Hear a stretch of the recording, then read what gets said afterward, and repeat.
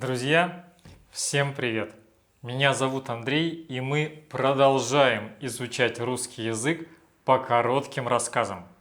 Сегодня я прочитаю вам занимательную историю, связанную с шифрованием и криптографией. Криптография – это наука о способах и методах шифрования информации.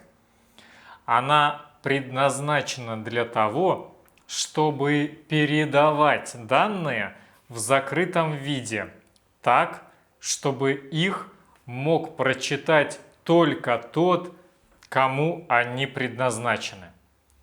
Итак, поехали.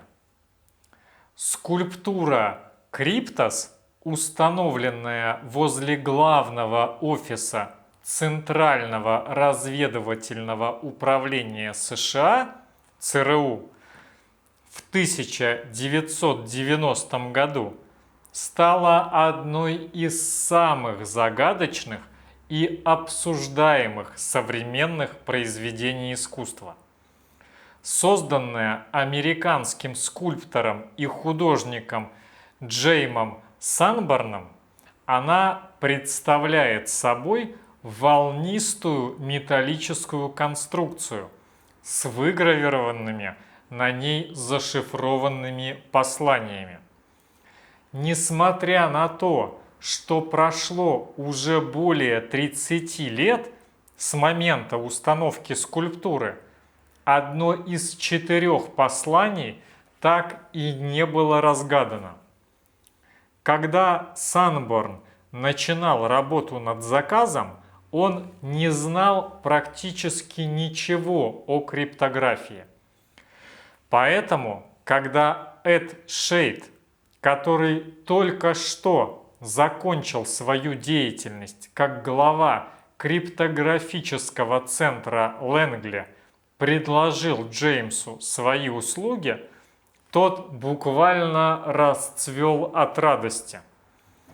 Все началось с малого.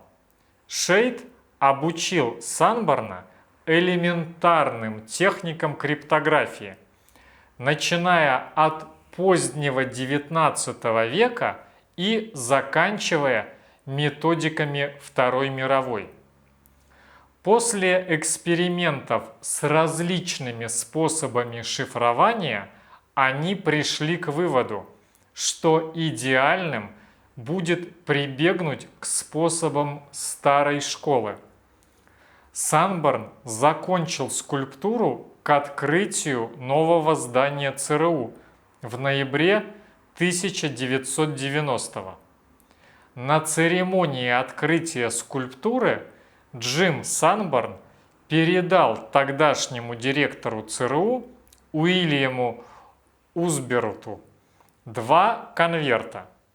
В одном ключевые слова, которые нужны для расшифровки. Во втором полный текст скрытого послания. Они до сих пор хранятся в сейфе ЦРУ.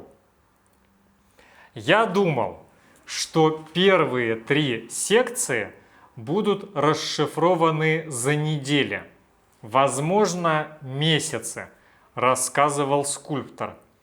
Шейд же считал, что вся головоломка будет решена менее чем за 7 лет.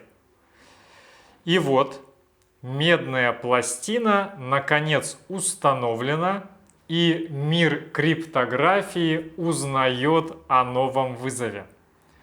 Лучшие специалисты по дешифрованию принимаются за работу. Каково же было удивление Санборна, когда за первые 7 лет ни одна строчка так и не была расшифрована. Первый победитель, работник ЦРУ с именем Дэвид Стейн, провел 400 часов личного времени над посланием, подойдя к раскрытию кода как к религиозному откровению. В феврале 1998 он представил свое открытие всем сотрудникам ЦРУ. Интересно, что ни единого слова из этого доклада и даже сам факт доклада не утекли в прессу. 16 месяцев спустя Джеймс Гилгагли, криптоаналитик из Лос-Анджелеса, расшифровал все те же 3 части послания. Когда новость об успехе Гилгагли просочилась в СМИ, ЦРУ рассекретила и данные об исследовании Стейна. Таким образом, в мире сейчас есть 2 человека, сумевших сломать код. Первое послание, состоящее из 63 символов, было зашифровано с использованием метода Виженера и содержит фразу «между сознательным и бессознательным, между искусством и наукой». Второе послание, также зашифрованное методом Виженера, состоит из 69 символов и гласит: абсолютное внутри камня, абсолютное вне камня и вокруг. Третье послание, состоящее из 34 символов, было зашифровано с использованием метода транспозиции и содержит координаты местоположения ЦРУ N 38 57 6.5 W 77 8 44. Четвертое послание, которое так и не было разгадано, представляет собой наиболее сложный и интересный шифр. Санборн подтвердил, что для его дешифровки необходимо использовать ключевое слово, которое также является частью скульптуры. Однако, несмотря на многочисленные попытки, никто до сих пор не смог определить это ключевое слово и расшифровать последнее послание. Загадка Криптоса привлекла внимание многих специалистов и энтузиастов, включая ученых из таких авторитетных учебных заведений, как Массачусетский технологический институт и Стэнфордский университет. Она также стала предметом многочисленных исследований и публикаций, в том числе в научных журналах, таких-то как Cryptologia.